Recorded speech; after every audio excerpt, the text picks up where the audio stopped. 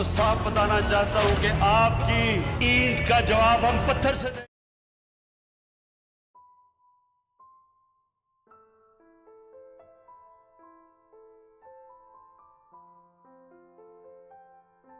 Pakistan consulate Dubai میں یوم استحصال کشمیر کے حوالے سے ایک تقریب کا انعقاد کیا گیا۔ اس موقع پر دبئی میں مقیم کشمیری اور پاکستانی کمیونٹی کی ایک کثیر تعداد نے شرکت کی۔ تقریب کے شرکاء کو صدر مملکت پاکستان اور وزیر اعظم پاکستان کے پیغامات پڑھ کر سنائے گئے۔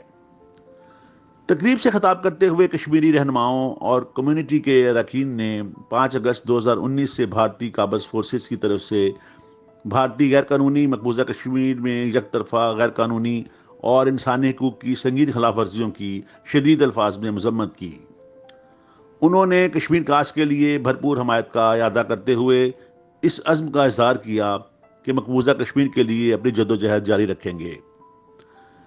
کشمیری رہنماؤں نے عالمی برادری سے اپیل کی کہ وہ کشمیریوں کی خواہشات کے عین مطابق کشمیر تنازع حل کرنے کے لیے اپنا کردار ادا کریں۔ آج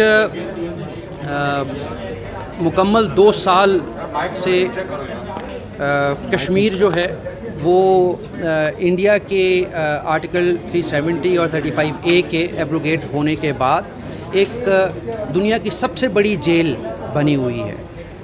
تمام کشمیری جو ہیں ان کے بیسک ہیومن رائٹس وہ ان سے چھین لیے گئے ہیں۔ ان کے پاس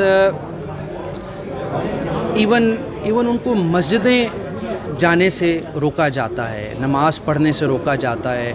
ان کو اس کے علاوہ جب اگر وہاں فوتگی ہو جائے تو وہ بھی ایک جنازے کی ان کو اجازت نہیں ہے۔ سو ان تمام چیزوں کے لیے، ان تمام مسائل کے لیے پاکستان حکومت جو ہے وہ ہر فورم پہ کشمیریوں کے لیے آواز بلند کر رہی ہے۔ پاکستانی عوام، پاکستانی گورنمنٹ کشمیری بہن بھائیوں کے ساتھ ہیں اور ان کی حق خود ارادیت کے لیے ہر ممکن کوشش جاری رکھیں۔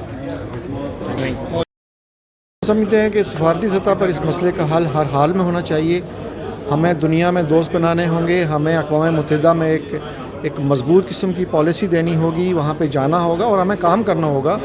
اب جس طرح کی صورتحال اب چل رہی ہے اس طرح تو بہت مشکل ہے کہ کشمیر کے اوپر کوئی دوست آپ کے ساتھ بنے یا دنیا آپ کے ساتھ چلی۔ تو یہ ضروری ہے کہ ہمیں سفارتی سطح پر بہت کام کرنا۔ ہمارا بڑا بھائی ہے، پاکستان نے ہر مشکل وقت میں ہمارا ساتھ دیا ہے، ہم ان کے مشکور ہیں اور ہماری ہر جگہ مدد کرتے ہیں۔ لیکن ہم سمجھتے ہیں کہ اس مسئلے کے اوپر جتنی سیاسی جماعتیں ہیں انکلوڈنگ اسٹیبلشمنٹ سارے بیٹھ کے ایک فیصلہ کریں کہ ہم نے یہ پالیسی دینی ہے۔